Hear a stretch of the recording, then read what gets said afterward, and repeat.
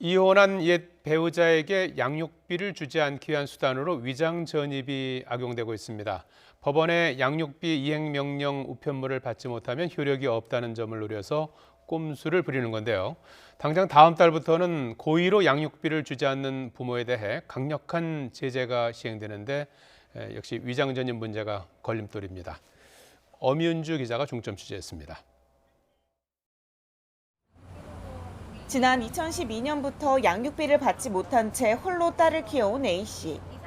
법원의 양육비 이행명령이 전 남편 박모 씨에게 송달되지 않자 박 씨의 주소로 등록된 서울 강북구에 있는 한 아파트를 찾아갔습니다. 여기 산다고 해서 왔어. 왔는데 지금 없다고 이야기했지? 그건 내가 모르지. 그건 나는 몰라. 그럼 어떻게 그건 네가 알아서 해야지. 그거는 능력은. 재혼한 박 씨는 경기도 의정부시에서 살고 있었는데 자신의 외숙모 집으로 주민등록 주소를 옮겨놨습니다.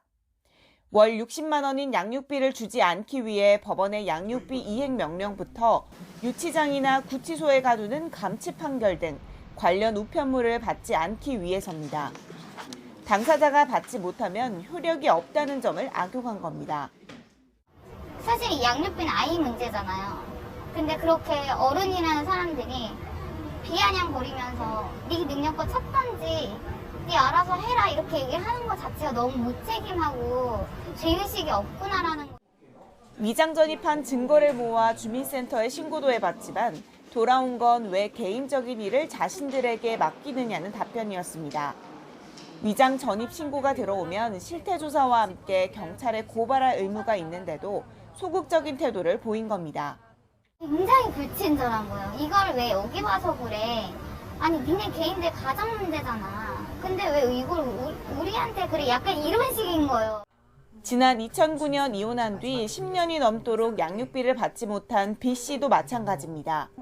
받아야 할 양육비만 2억 7천만 원이 넘는데 전 남편이 어디에 사는지조차 알 수 없는 탓에 할 수 있는 게 아무것도 없습니다.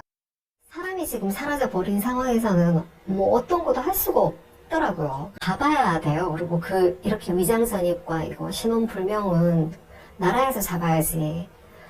잡지 못하고 그냥 숨어버리면 해결책이 없더라고요. 전 남편이 해당 거주지에 살지 않는다고 주민센터에 알렸지만 역시 실태조사는 없었습니다. 그러는 사이 주민등록법 위반에 대한 공소시효 5년은 만료됐고 이젠 경찰에 고발조차 할 수 없게 됐습니다. 자기들끼리 가정상가 봐 막 이러면서 다 들리게. 그래서 제가 저 다 들리거든요 이렇게 말을 했거든요.